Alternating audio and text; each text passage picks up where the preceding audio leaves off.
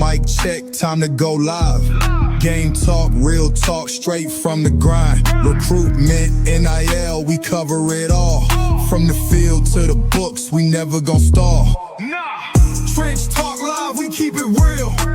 Breaking down the game, giving out the deal. NCA, we talking skills. From the grind to the shine, we getting thrills. Let's go! Yeah, we talking facts. TC3, run it back.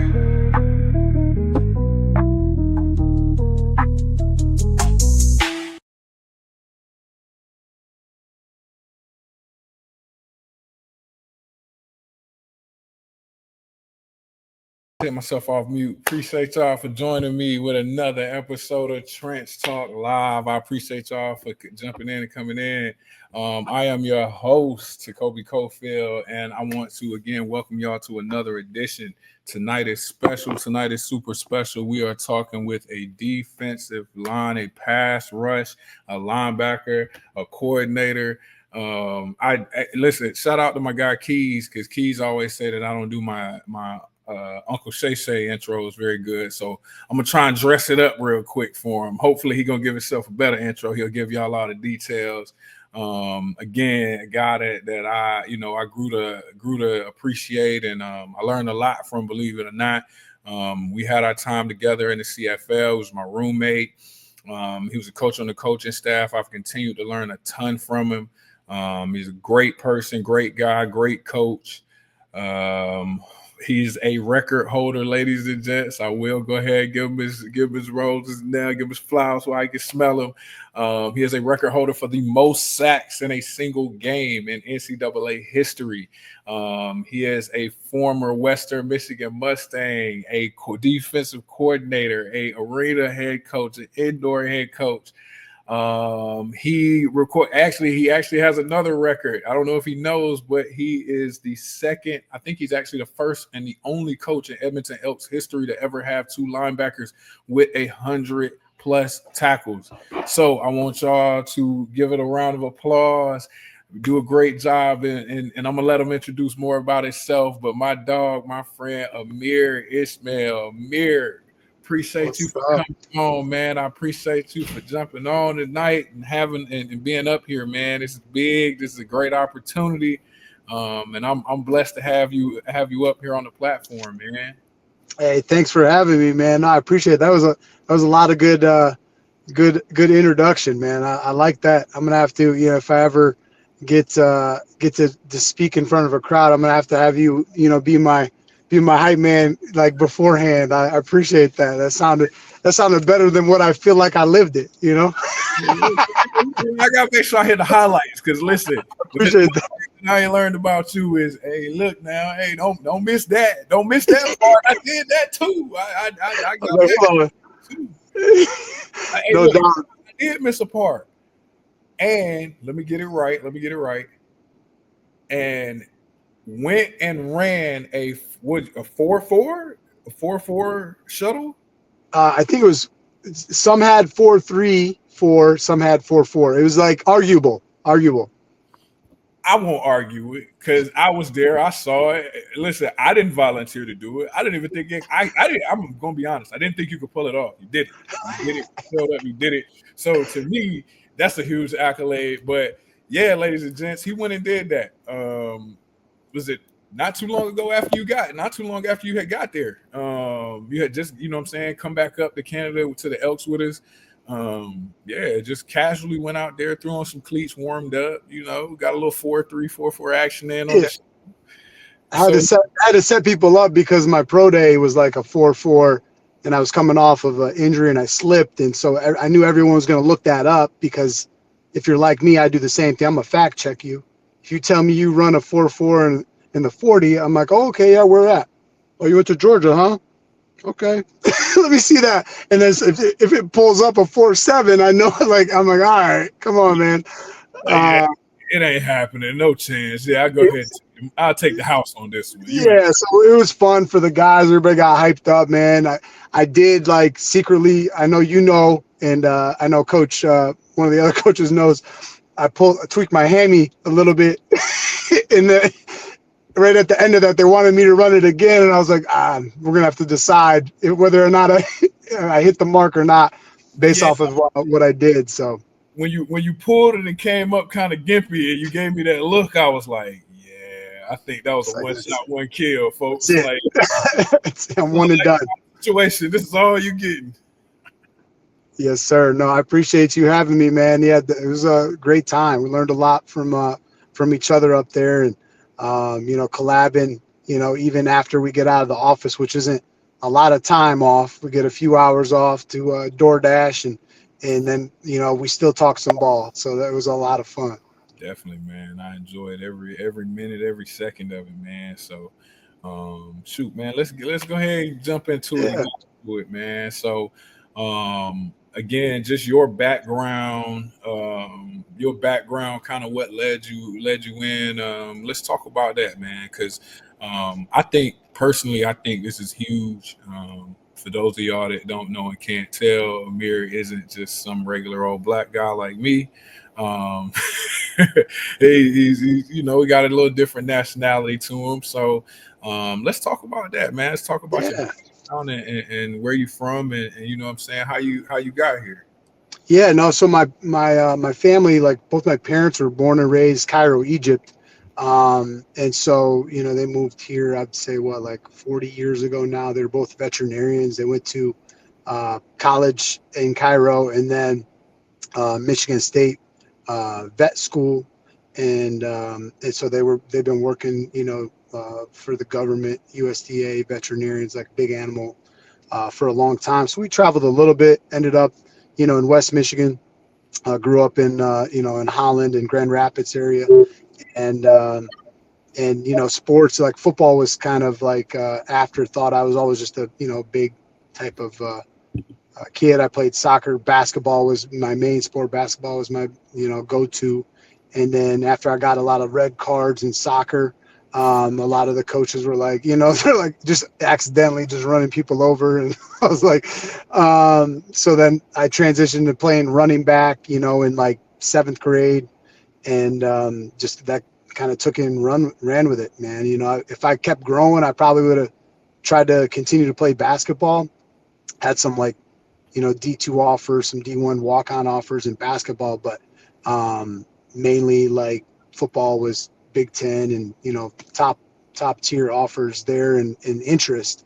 Ended up, at Western Michigan, and I was always, running back, and then played a little linebacker my senior year. And I was always told by some guys that played football at a high level that they think that I'd be a better linebacker than running back. And, they ended up being right. I needed a couple of ACL reconstructions to actually make that switch, because I ran a little high, like I was powerful, stiff arming cats, but getting low was not my thing. Getting too down low and juking and staying lower than the lowest, unless I was just going over to run them over.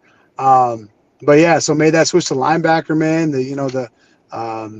It's not a common thing for historically Egyptian descent to be playing D1 football, and then got a couple opportunities, cups of coffee in the NFL and CFL, and then found a good home in playing a few years of arena and indoor football. And really that whole goal was to try to get back to the NFL.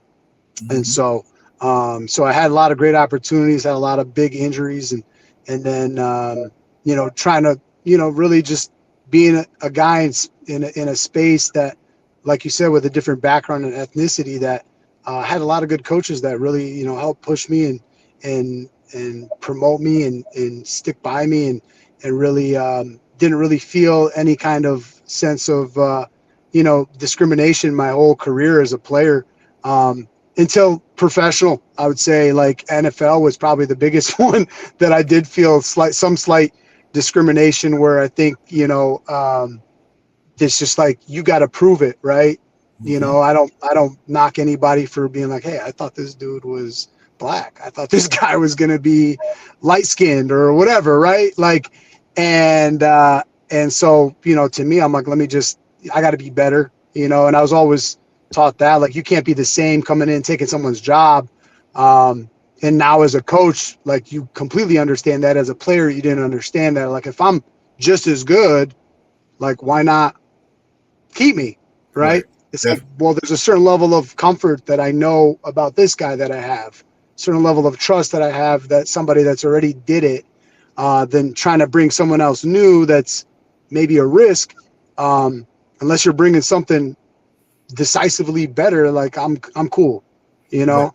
Right. So that was essentially, you know, and my injuries was kind of the thing that, you know, held back that playing career. But man, I was blessed, man. I had a lot of good opportunities to get where I was. It just, you know, wasn't meant for me to be a 10-time, you know, all pro linebacker like I set out to be in the NFL.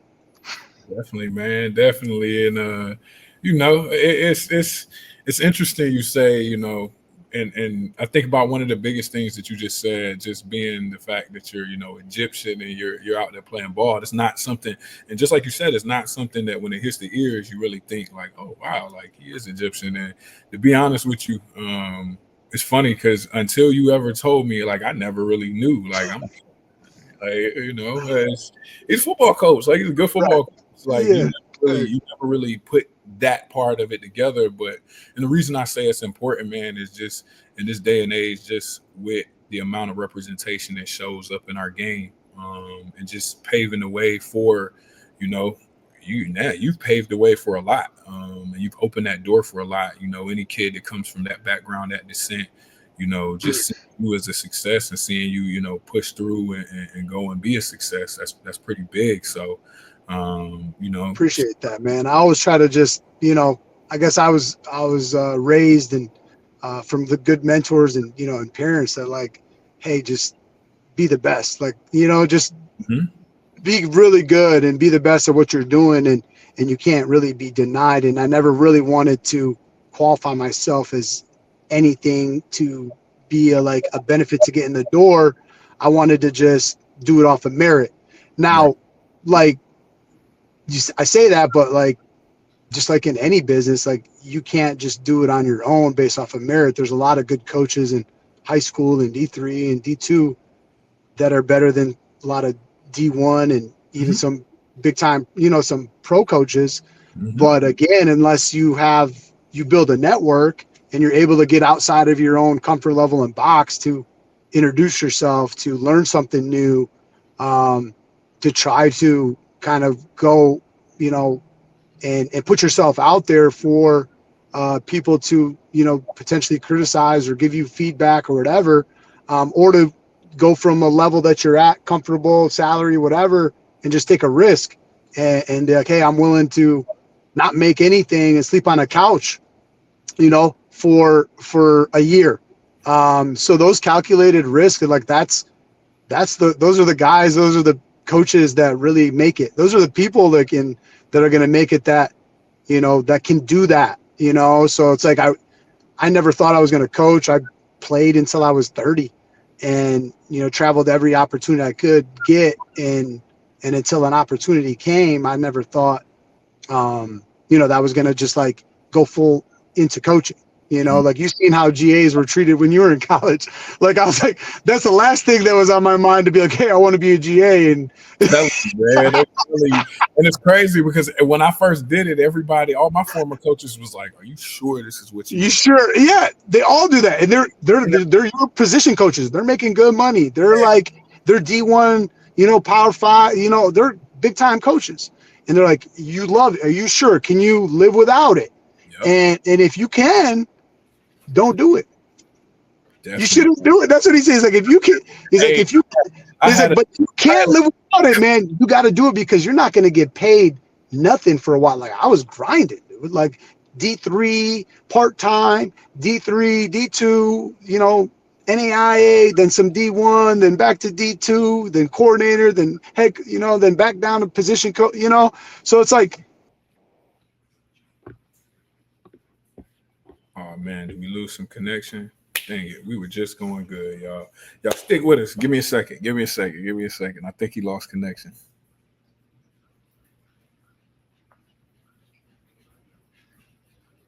Give me 1 second, y'all. We're gonna bring him back, man. Oh, all of the technical difficulties. You gotta love it, y'all. You gotta love it. As great as things will go, you'll hit a technical difficulty in a heartbeat. Let's see. Let's see. Oh, we got him back, y'all. We got him back. All right, all good, go, bro. You good? So I was just saying, you got to really want it, man. You got to really love it. Otherwise, you know. So I'm glad you bring that up, man. And I hope you don't mind me kind of shedding light on something, but it's exactly what you're talking about. You know, when me and you met, it was kind of funny because you had just come back up there, and I'll never forget you looked at me and you were like, "Hey, man, where you stand? Like, you good?" And then, like, bro, when I found out, and again, I hope you don't mind this, but like when I found say out, it. Sleeping on a couch, like you were literally sleeping on a couch in the living room. It's like, bro, I have a whole separate room that nobody's in. Like, I have rooms that nobody's in. Like, I am one person. I am, you know, my family was up here, so I got a whole room here. Like, bro, stay here.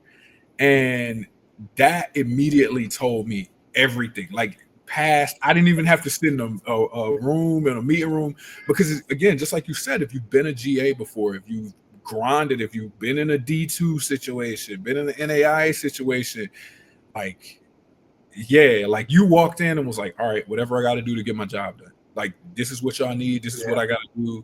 If I sleep on this couch, and what I tended to find out really quickly from my old O-line coach, Coach Latz, shout out to you, man. Saved my life. Till this day, I still say the man saved my life. That type of mentality translates over to your players. And that workmanship, that servicemanship, like that, whatever it takes, it translates over to your players. And I literally saw that firsthand. You know, you watch, first of all, Nick Anderson, which arguably might be the greatest CFL linebacker I've ever, and that's again coming from a dude that played against dudes back when the CFL was loaded with dudes when I first came in the league. But watching Nick play, first of all, he ruined my college football coaching experience at Tulane because they drug us through the mud when I was at ECU coaching. But then to watch him be on our sideline and the way he plays, it was like, man, this is direct translation. Like, this is direct translation. It's do your job, be accountable. Like, there were plenty of times, you know, them headsets live, they can hear y'all say, oh, you can hear y'all sometimes. And I literally would hear him just yell, like, that's my fault. That's my fault. I got to be there. But it wasn't, I got to find a way to get there. No, it's, I'm going to be there. I'm going to get there. I'm going to get this done. Don't worry. I'm going to get this. And we go out the next series. He get it done, take care of it. And it's done after that, man. So that type of mentality, you know, I make the post every now and then. I'll say, like, you got coaches that talk about how soft the generation is and how soft their position group is. And we got the portal where coaches can just swap players in and out. But I mean, if you got a bad room, that's a lot of times that's the tell of the, you know, from the top down, and it starts with the coach in that room or the head coach of that position. It's so funny because, like, you know, for me, it was like I was fortunate to have those guys in the room that they knew the game, like in terms of the rules and the defense, you know, like more than I did. Like, they knew it when I first came in there. So I was just like being brutally honest with them. Like, and I always felt like as a player, I appreciated a coach that would be, you know, keep it frank. And so I was like, look, guys, like, I can help you become better linebackers. It can instill some routines in you. And it can show you you can watch film that may help you a little bit better. I can create some cut-ups. We can get out there early, run some drills, linebacker specific, help you with pass rush, help you with whatever you need help with. Now, when it comes to the defensive stuff right now, I'm green, I'm fresh. I'm going to need help from you guys. So I need to lean on, we need to help each other out here. So in some of the terminology, you know, going into different scenarios, everybody has different terminology. Like, learning new terminology is like, just, you got to learn a whole new language everywhere you go every year. Now, this may mean something else somewhere else, and your mind just keeps on bringing up the last year's terminology, right? Definitely. So yeah, you got to learn that new language and stick to it, and that was definitely one of the I wouldn't say the hardest thing, but that's just something that you got to get accustomed to early. And so the way I like to lead, and I learned this from some great, head coaches and coordinators, is like the best leaders listen and they learn the best. So like start off that way. So I came in, I'm like, let me listen. I want to hear everyone's disgruntledness. I want to hear everybody's grievances. I want to hear why they think it's not working. I want to know.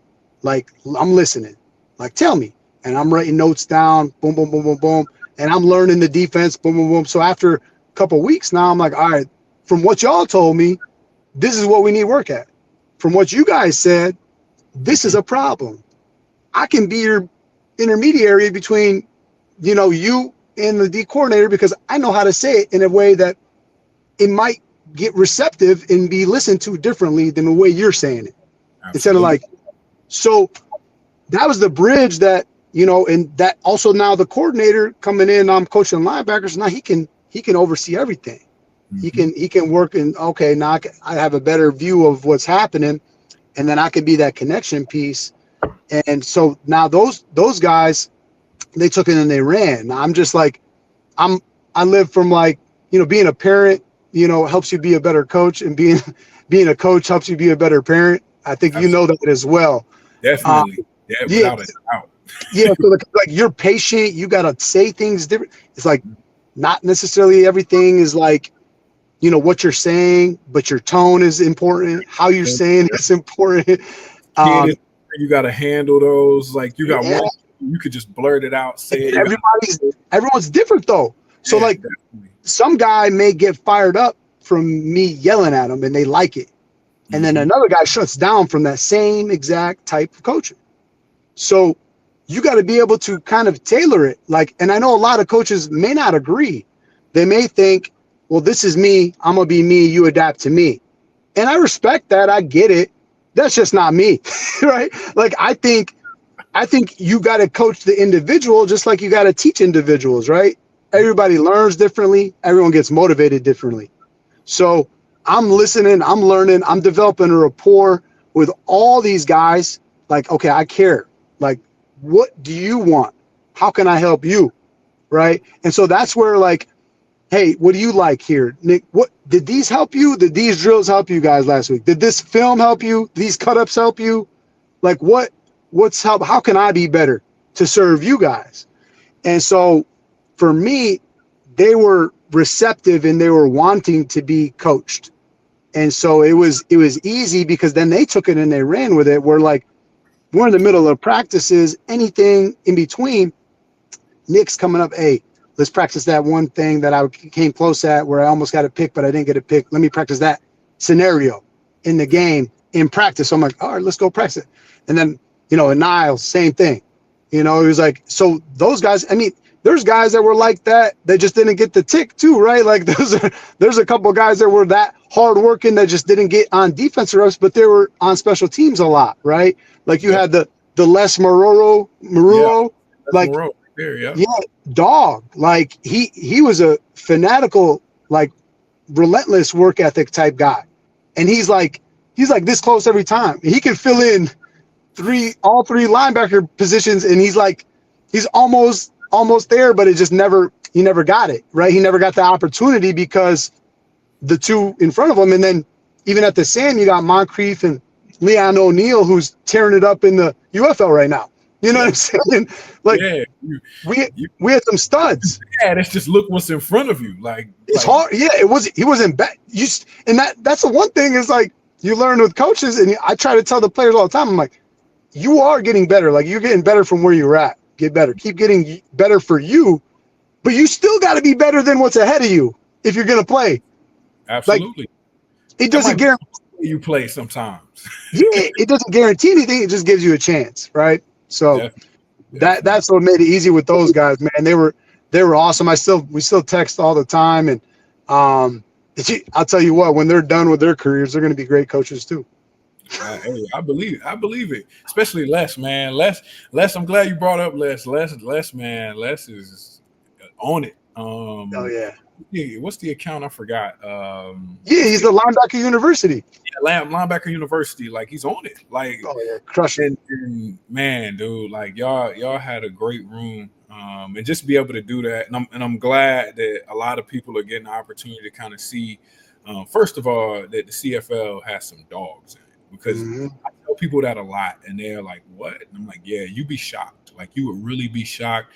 And as an American, it's harder to make it in the league because you're battling the global, you're battling the Canadian ratio, and you're battling the other Americans that might not have gotten the same opportunity in the UFL, the NFL, and they got nothing else. So that same hunger is definitely there amongst the league. And I mean, it's still pro football, and it's still a tough it's still a tough roster to make. I got a question that popped up for you. From Mr. Zig here on Facebook. Believe it or not, his son is a linebacker at North Carolina Central University. He is a thumper now. He is a thumper. Another guy, former running back that became a linebacker. I thought the heck of him as a running back though. Like down, square shoulder, downhill. He toting rock now. He said, how do you develop relationships in the transfer portal world today? Now, I know that me and you don't.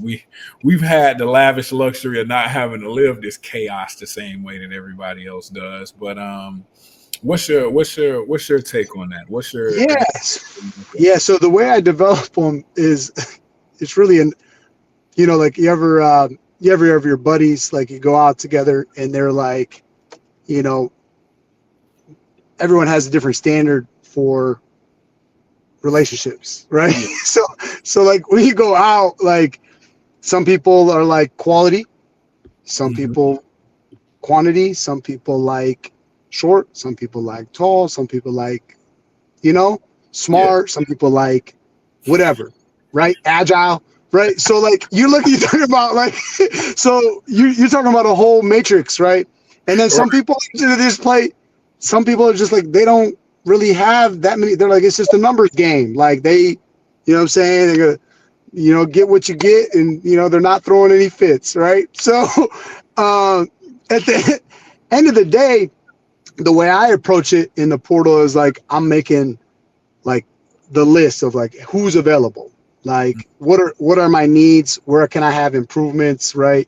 And then I'm sending, essentially, some personalized messages to everybody. It just takes a lot of time. Like on Twitter, generally speaking, I'll start with Twitter, and I'm trying to make those relationships on Twitter. I'll follow them, and then again, I'm following all the people that I'm interested in, and if they follow me back, then it allows me to know that there is some level of interest. Just like when you look over at somebody, hey, you smile, they smile back. Okay, I can talk, right? So like, you know what I mean? So, he said, I'm just out and about it. You feel me? So like, but if you're not getting eye contact and there's no smile, like I'm cool. Like, okay, it's good, right? Like I'm good too, So you also like you can't force the relationship in the portal, right? Like a guy is going to see you follow him, and they're going to look, okay, this coach from this school is following me. Should I follow him back? And they know the implications of that follow back now, right? Definitely. So now they know that the communication line can be like, if you're not paying on X now, right? Like you don't pay, then you have to follow each other to communicate. Right. So, and now if you have like verified and other, services that have their information, like email or phone number, like that's cool too. But to me, I always like, even if I have that information, I want to go on, because everyone's active on X and Twitter. Everyone that's in college football, coaches and players, they know they have to be on that. That's your resume as a player. And so they follow back, boom. Then I get into asking the certain questions that are my indicating questions. Like, hey, you looking for a home? What went wrong there that you don't want to be there? Number one. Like, what is it there? Like, and then what are you looking for? Like, how can I help you?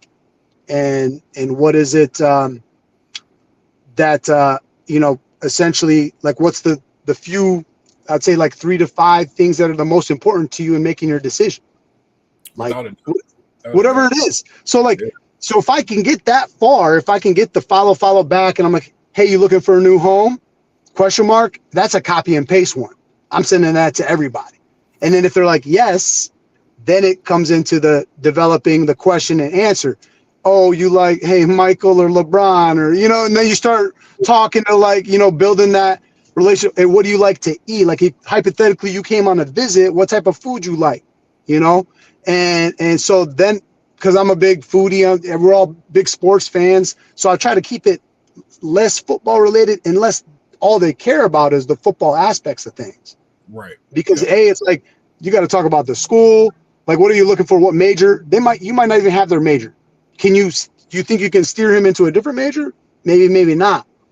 But you may be beating a dead, you might just be banging on the door of somebody that's just not going to be receptive to it if you don't have their major. Right. So you don't want to waste time. You don't want them to just, stroke your ego and like talk and get all the information they can from you, and you're wasting your own time too. Right. So it goes both ways. And so after I, go those 3 to 5 things, I try to address it and try to focus on what's important to them. And it's different for everybody. If it is, they need a big campus life, so then I'm gonna promote that. If they need a city, I'm gonna find the closest city to us, and I'm gonna promote the city, right? Like, if we're in the middle of nowhere, right? And if they need a nice facilities, I'm gonna find the best parts of our facilities and show them, like, hey, our facilities are good. And then, so whatever it is, hey, they're looking for a good position coach. And if a lot of times in the portal, we do like positional recruiting, right? But like sometimes we do like areas if you have relationships. So, I'm like, hey, you would really like, I'm talking up my position coaches. I'm talking up all the staff. Like, hey, if you said that you want to maybe go pro, I got this coach, head coach. He coached professional. He did this, he did that. One of our running back coaches did these things. Like, you need to talk to them too. Not just me. You need to talk to them because they have some connections that I don't have. Right. And then I get to see, like, hey, like, what other places do you like, and who else are you talking to? And if they can tell me that, now I do a comparison. I'm always going to try to like put it down and do the comparison analysis of what we have that they don't have. And I never talk negative about that place or any of the coaches. It's a small, because that is a pet peeve of mine. Anytime you can't talk negative. You start throwing salt in the game, that means you're nervous. You scared. You don't think you can win, and you gotta put somebody down in order to. It's a bad look too, because those players are going to be like, oh, like you have to put somebody down to make you look better. It's it's kind of it's an insecure and bully-like mentality. Like both negative things that kids don't want to associate with. If they got it's a lack of leadership there. So it's like, if you can talk to them and be like, hey, I know Ferris, they have this and this. I know Grand Valley, they may have this and this better than us. However, what they don't have is this and this. What they don't have is a position coach that can offer you these things. Also, what they don't have is for you to have an opportunity to get on the field quicker, right? So like, you're always spinning it like faster. It's like, hey, they're just trying to stock up. They don't care about, you're not as important to them as you are to us.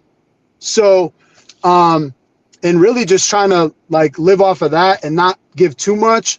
But for me, and I'll always try to get the guys, like, if we have limited budget and resources, hey, come and visit us last. Just don't make any commitments, but come visit us last. And don't come and visit unless you're ready to make a decision at the end of it. So check all your boxes. Talk to your parents, talk to your mom, dad, girlfriend, whoever's important in making a decision. Check with them. And then when you're ready to make a decision, come on. So we might take 2 or 3 Zoom calls with the family. It might take whatever, and then they come on the visit, or maybe they don't need to visit. They're like, I've seen what I needed to see. And so that's the way I approach it, really, is it really just try to get an intro and then try to address what they need, and then try to find some common ground with some background information, and then just take it from there, building a relationship and rapport. But you want them wanting you just as much as you want them. Definitely. If I'm not getting the reciprocation, that's literally what it is. Is if they kind of give you the follow back or they start liking your tweets, it's like, oh yeah. Okay. I got him. Yeah, exactly. Yeah, you got him. Yeah, no doubt. A former teammate of mine said the right coach will see his influence on his players in multiple aspects of life. Some of the philosophies my coach some of the philosophies my coaches had I adapted and applied to fatherhood. Kids today may risk developing relationships like this if their allegiance is too transactional. I couldn't agree more, Steve, man. And I hate it because I wish I could have chased the bag now. I wish I could have got the 6 figs in college, man. It's a blessing watching it now, man. I love watching these kids get paid. But I am a little envious just because it's like, would have been nice, them days where I was out there having a no pressure, no sack game, just getting my check at the end of the month, nice little 20 grand, 30 grand, throw my parents something, go get myself something nice, hang out. Like that's nice. And I didn't even get a chance to, live that life until I got to pro football. But, I think that transactional mindset does kind of run you in the ground to some degree. And it takes away from that opportunity of what you're talking about in terms of having a conversation and seeing the common ground and coming to an agreement. And every kid that I push in the portal, I always tell them, like, I have to help you develop your relationship with your position coach. And just like you were saying, like, I know what to ask him. I know what I know how to formulate the question to get the answer I want because I'm a coach and I know what he's expecting, but the kid doesn't. So if I can go ahead and say, like, hey, your coach is going to want this. He's going to be very militant about this. And his pet peeve is this. You are his pet peeve. He hates it. He hates you do this all the time. He hates that. You think like this. He hates that. This is a bad place for you.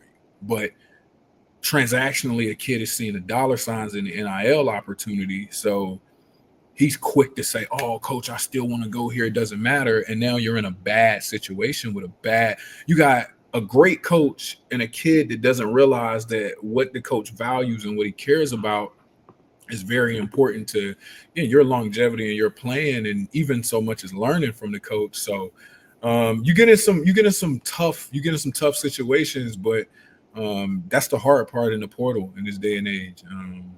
You get into tough situations and it's the money. I really feel like it's got a gift and a curse to it, but I mean, all in all, like I said, I'm glad they're getting paid. I think a kid deserves to get paid. I wish we'd have gotten paid. I probably would have chased the bag my first 2 years, and then I would have finally realized, like, I'm not really getting anywhere just chasing this bag. Like, it's fun, but I just keep kind of, putting my stuff in a U-Haul, travel to the next, next state, next, wherever, sign, and I'm off to the races, man. So. I think it's a gift and a curse to it. So now 7:40. I said I was going to do this. I told you I prefaced this a little earlier. We are going to peek at. Oh yeah, I don't know if you saw the pictures up there. I threw a couple of you guys up there. I got the like 100. Man, yeah, man. I told you I'm learning as I go. Hey, hold on, time out. My O-line coach from college just commented. He said, you couldn't leave me. Hey, that is a fact. That is a fact. Listen, when I tell you, I hope Coach Lass is still watching this right now. When I tell you the funniest story, I just told somebody about this. And I was talking about him, and I was literally just pointing out how much of a love relationship we had. Enough that I knew he genuinely cared, and that's really the whole point of it. I knew he genuinely cared. My middle school coach said, "Is a scholarship not good enough anymore?" I mean, it's nice. The Duke scholarship was great. The Duke education was great, but it would have been nice not to be eating beanie weenies and top ramen all the time. Especially as a 300-pounder coach. So. No, so I was talking about Coach Latz, and I was talking about how genuine, and he just genuinely loved on us. But, you talk about those different personalities, and I was one of those guys.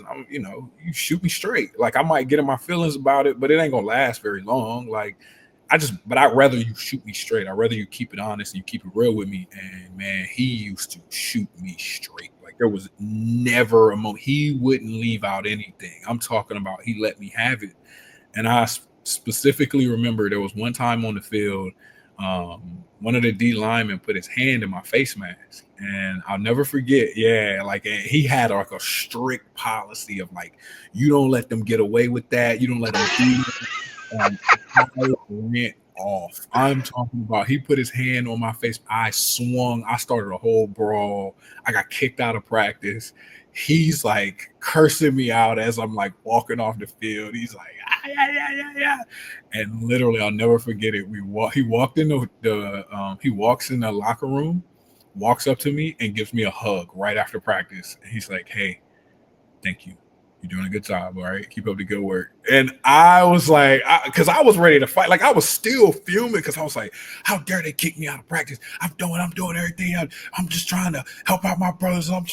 And he was like, you're doing a good job. Keep up the great.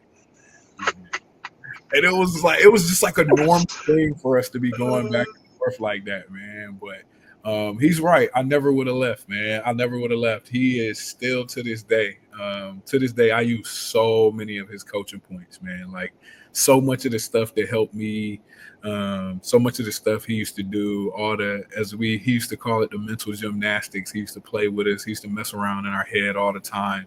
And I definitely appreciate him for that, man. So, but transitioning, man, I told you I was going to get to this part.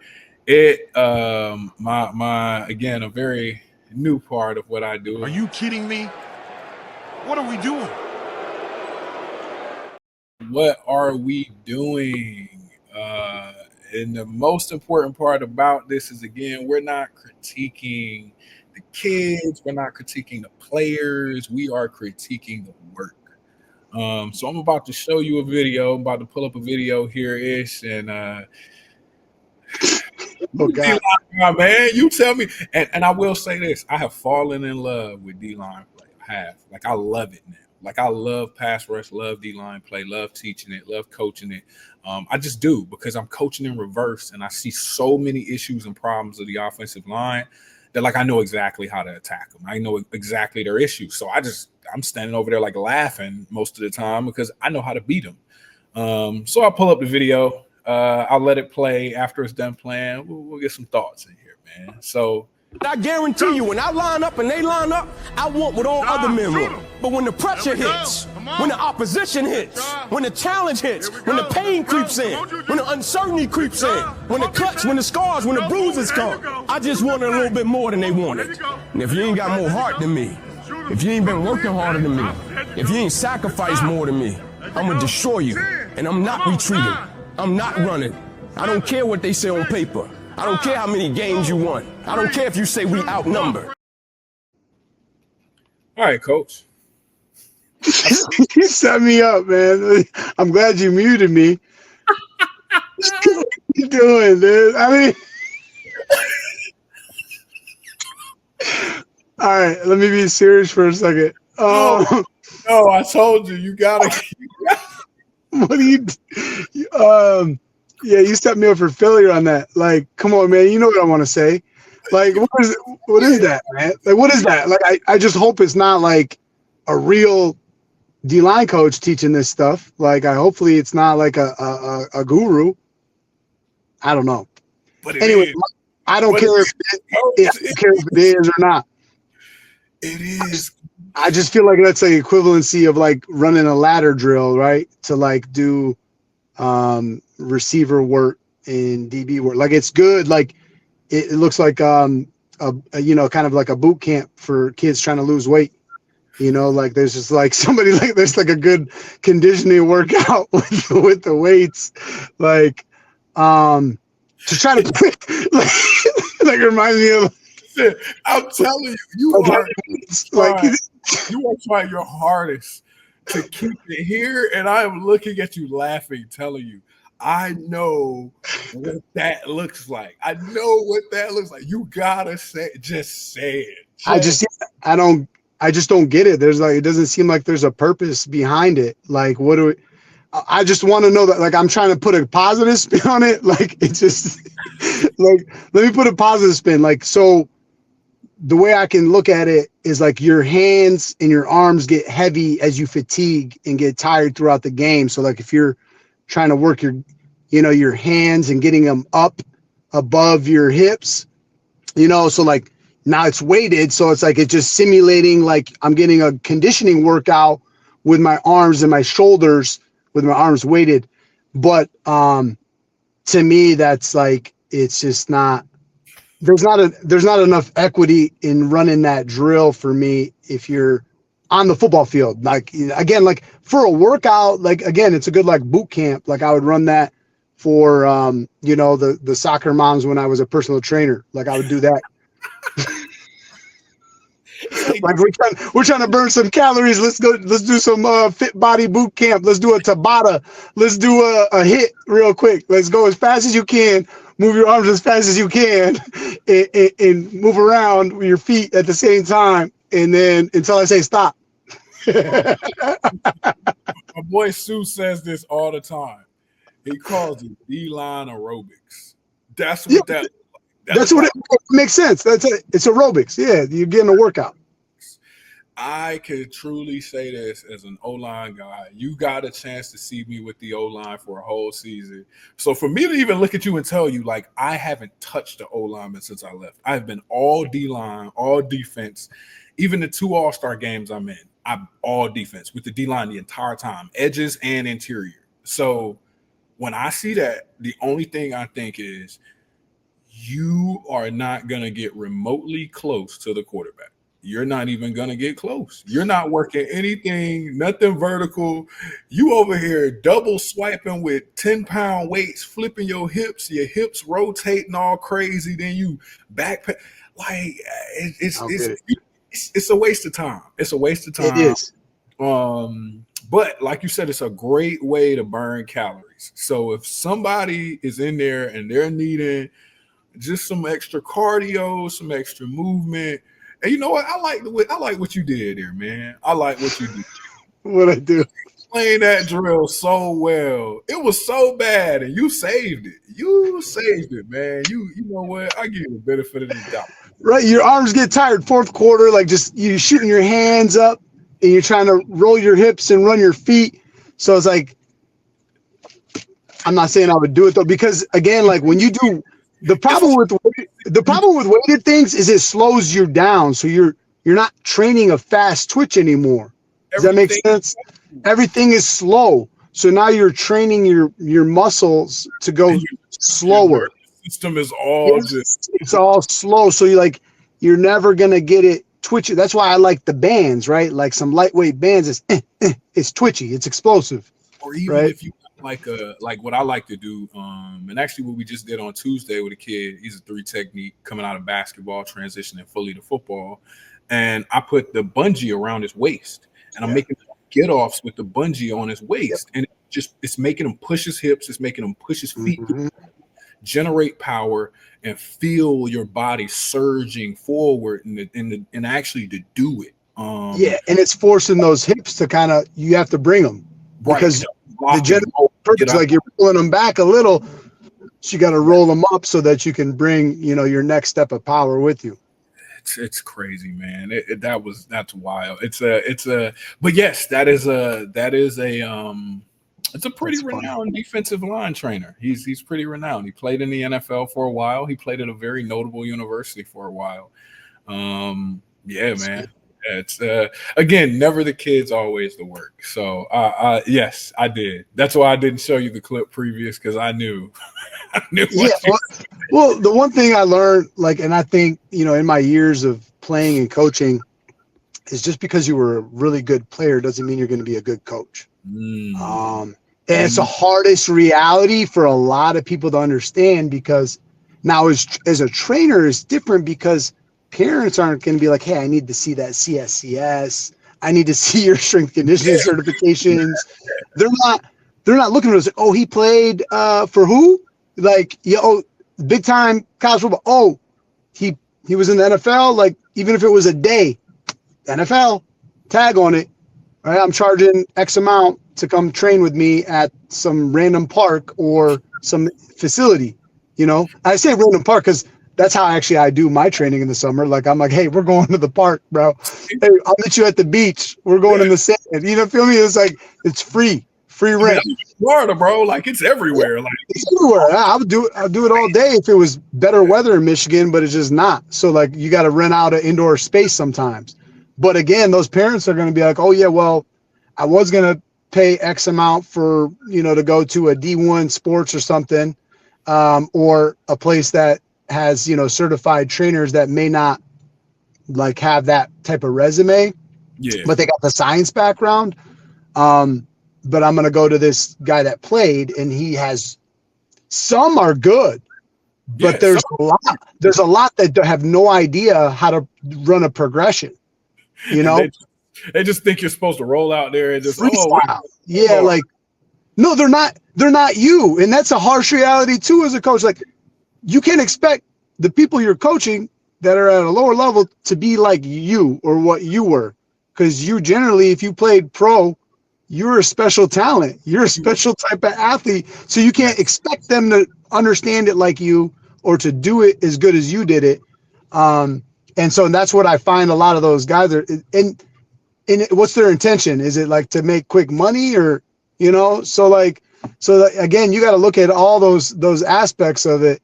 But it also goes to prove a point in human nature and with players in general, is that you have to have a certain level of credibility to you. And that's where, to me, like, it's always harder to be an elite player than it is to be an elite coach. Like, if you want to, and if you're humble enough, you can learn how to be a good coach. And there's a lot of really good coaches that will take a loyal guy that's smart and groom him. Yep, right? Absolutely will. But you can't necessarily do that with somebody that has like zero level of athleticism or talent, right? That takes a lot. There's so much more into being a good, like, discipline into being a great player. Mm-hmm. Now, of being, just say, a coach in general, right? Like a college coach. Like, there's a lot of good ones. That there's a big sliding scale.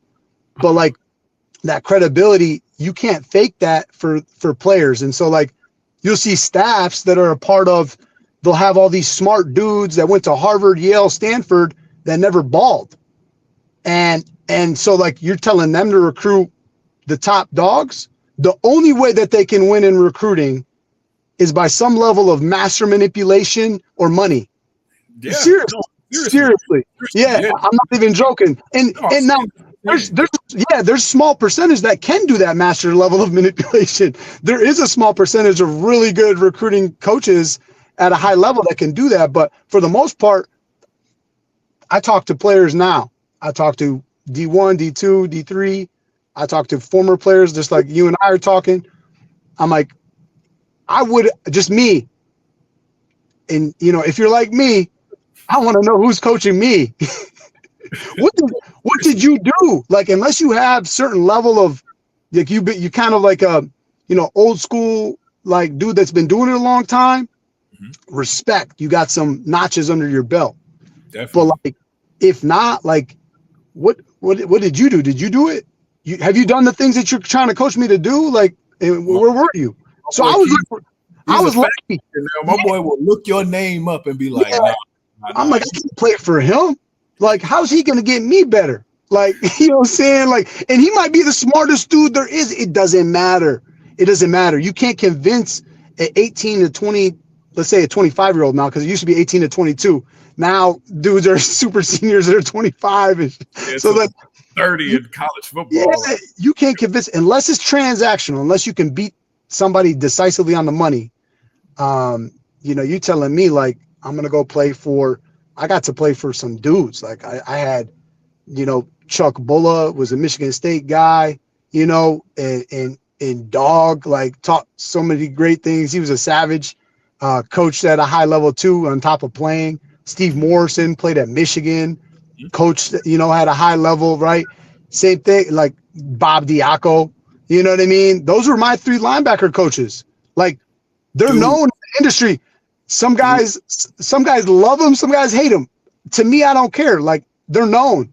Like, Right. like you hate them for a reason. Like, there's nobody that's really hated in this game that has accomplished nothing. Oh, without a doubt. You don't get hate. What's the song? You ain't got no haters, you ain't popping. You ain't doing nothing if you ain't got no haters. So, I mean, and they all had different styles. You know, one was like, he's teaching me how to break O-linemen's elbows and, you know, and getting a little extra, you know, certain, you know, and then another guy was like a Boy Scout that was like all technique, like, you know, stand, start, alignment, assignment, you know, reaction, you know, all these things, adjustments, making checks, all these things.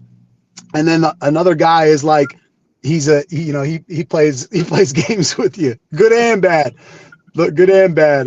You got to be mentally tough to play for that one. So, but yeah, you can guess which one was which. But it's probably Diaco you talking about. Ain't it? Listen, bro, the Italian coaches. He's hilarious, though, man.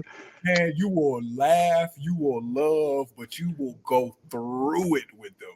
But you will always come out on the other side, and you will always be able to look back and say, I guarantee you nobody will ever coach me as hard or as good as that guy did. Oh, yeah, no doubt. No doubt. And he still answers, all three of them, they'll answer the phone and text whenever. Like, they're good people, man. And that was, like, important to me. Like you said, man, they really cared. Now, they all had different ways of doing it, but, like, I felt the care, you know, where there were some coaches out there, they're like, they might be looking at me, but they're just talking. Like, they're not really paying attention to me. And so for me, it's like, dude, give your players their attention. Like, don't just say the ABC aspect of the point that you're trying to coach. No, you're coaching a human here, not a pawn on a chessboard, right? Without a doubt. That's that's it right there. But that's funny, man. All right. So we coming up on the end, man. Believe it or not, we are coming up on an hour, bro. So and again, this is me. This is just me being inquisitive, and my just wanting to know this. And again, for those that are wrong, I think it definitely would help. But from you and your perspective, what is the hardest? What has been the hardest coaching situation for you? What's the hardest type of guy to coach, or what has been the hardest coaching situation? Or if they're the same, you know what I'm saying? You can run. I'm curious. Yeah. So, first off, like, the hardest guy to coach is someone that doesn't trust you, like, and that's hard to trust, and that's not accountable, right? That doesn't have their own level of intrinsic motivation to do the right things and to be where they're supposed to be and to be trustworthy. And so those are the hardest guys to coach and hardest situation, because a lot of times you inherit them and you don't get to, like, pick them. You don't get to adjust them. And I don't mean adjust them like in terms of, like, you know, change who they are, but you're not the one that helped form them into who you're getting. And so, like, bad habits are, you know, sometimes harder to break than just getting someone that's a little bit more raw and creating good ones and the ones that you want. Right. So I think those are the hardest type of guys that are just, like, repeat offenders. And then if you're not in a position of power to kind of change that narrative, and they know it, like, if they're have a better relationship with your boss, that's a hard situation to be in, man. Like, it's a miserable situation. I'll tell you, like, straight up. So I'm like, hey, I want to bench this kid, but it's like, well, he's the head coach's nephew, you know? And I'm like, well, he's just not ready though. Like, I go, what's that? Like, what's that relationship got to do with me? Like, I'm trying to do my job. You're paying me to do my job. He can't make a tackle, but that's the head coach's nephew. What do you want me to do here? Like, I'm gonna go, you're making me feel and look less credible in front of everybody else because they think it's my decision and it's not. But what you have to do as an assistant, you have to stand by your boss in front of everybody. So you just look like, you know, Can we swear on this show or no? Yeah. You just look like an asshole. Like, you know what I'm saying? Like, you're telling all your players, hey, these are the standards. This is my philosophy. This is my pillars of this. You know what I mean? Here's my commandments of how we're running the room every day, right in front of their faces, and they're like, so then why is he's going against every single like level of like culture building you're saying? You know what I mean? He talks negative. He's not on time. He's not accountable. He's not a team guy. He doesn't give fanatical effort. He's not, he doesn't have good attitude. He doesn't, and yet he's playing over this guy. And it's like, what do you say? What do you say to that? You can't say anything. It takes a piece out of you. I'll tell you what, that's what makes it hard in those situations to coach. I can't. So like, for me, I'm like, I promise, I'm like, I can't coach like that again, because when you have a negative outcome, because I was a coordinator at the time, and when you have a negative outcome, whose head they coming for? The coordinator. Yeah, they're not like, hey, they're not coming to, because the head coach gets to say so to fire the coordinator first before he gets fired. Definitely. So I'm like, no, like I'm not doing that. Like you don't interfere with the personnel because of some sort of level of nepotism or favoritism, right? Mm-hmm. Because you hired me and you should trust me to run either this room or this defense or whatever. And so you got to trust me more than you trust your feelings towards a kid. No, absolutely. And so that would be the hardest person to coach, and then also the hardest situation all at the same time. Definitely, man. I'm just always curious about stuff like that. Again, you got the opportunity to be a coordinator and a head coach. You've run the show. You've been it. You've had your side of the ball before, and stuff like that happens, man. And it's not all. And what I try and tell kids a lot of times, even in the classroom and outside and on the field too, is I tell them both, like, hey, teachers are people too. Hey, coaches are people too. Like, we deal with our own issues. We have a boss we got to answer to. We have our issues. We have our politics issues that we got to deal with. So sometimes when you see your coach moping around, like, it's for a legitimate reason. Like, we're people too. Like, the things we preach, sometimes we're preaching to our own selves because we're living it. Yeah, like I'm walking in the room talking about keeping your head up and being positive every day because I'm moping around. So I'm talking to myself to some degree. Like, I hate life right now. All right, guys, we got to stay positive. And that whole room's like, yeah, it's like we slept 3 hours, 2 hours. You know what I mean? We just did the scouting report, and we're doing the PFF break. We're doing all this stuff, and then you're coming in there. You gotta have the energy and attitude just like you're preaching it. Yeah. Because if it's a monkey see, monkey do. If you ain't doing it, your guys are for sure not doing it. Yeah. And so that's a truest thing right there. But hey, when we were winning in Edmonton, you know what I'm saying, we were doing well, man. I think since I got there, we were 7-4 or something like that. We definitely had a winning record after you showed up. I'm not saying I was the influence. I was just a good luck. I was just we missed nothing. Hey, we had a winning record. Hey, a couple people had 4-3, a couple people had 4-4. There's a little discrepancy, but nobody had under 4-4. I just want to say that. Okay. No doubt. No doubt. Definitely appreciate you, man. So we coming up. We're at 8:06. Definitely appreciate everybody for coming on. This was a special episode, man. I want to thank you, Ameer, for getting on, man, and coming on here and chatting with me. From D1 to pro football, man. We got to see some interesting pass rush drills, aerobics, as we like to call it.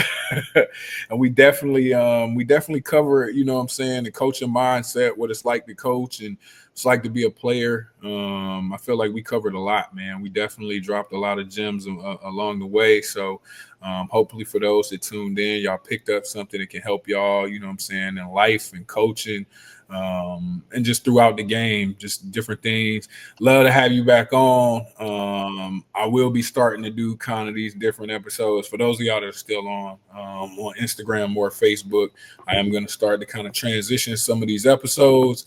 And it will just be literally me and another coach watching tape, breaking down what we see. So I'll be able to kind of do some of those things like that.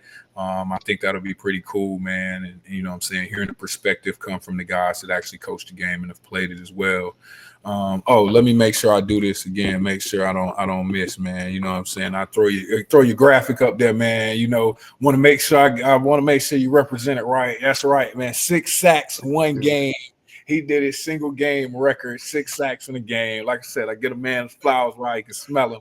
You know what I'm saying? That's my dog, man. But I appreciate that, man. Hey, if you were out there, I wouldn't have had any. I would have, you know what I mean? I would have got locked up, or you would have full slided, you know, and then I would have got 1-on-1 with the running back.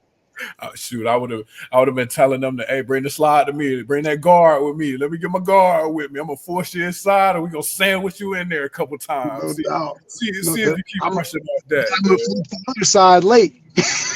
And look, next thing you know, we're gonna look up, and they done moved you inside. They running twist games, you the looper. I'm like, you know what?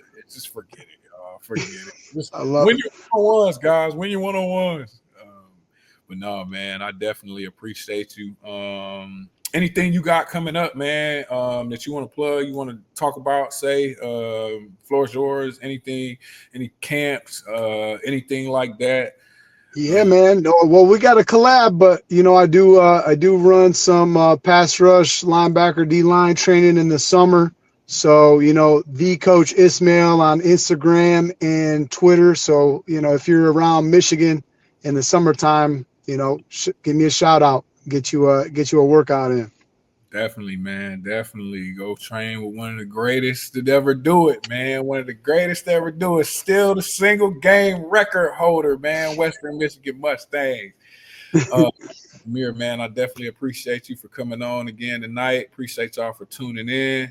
So this is another week, another episode of Trench Talk Live. And this is Ameer. This is TC. We signing out. Appreciate it.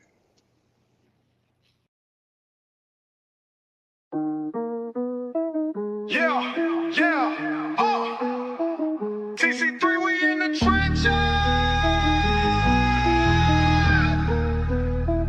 Trench Talk Live, we keep it real. Breaking down the game, giving out the deal.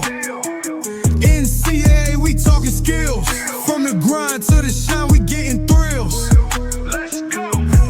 Lights on, mic check, time to go live. Game talk, real talk, straight from the grind. Recruitment, NIL, we cover it all. From the field to the books, we never gon' stall. Trench Talk Live, we keep it real. Breaking down the game, giving out the deal.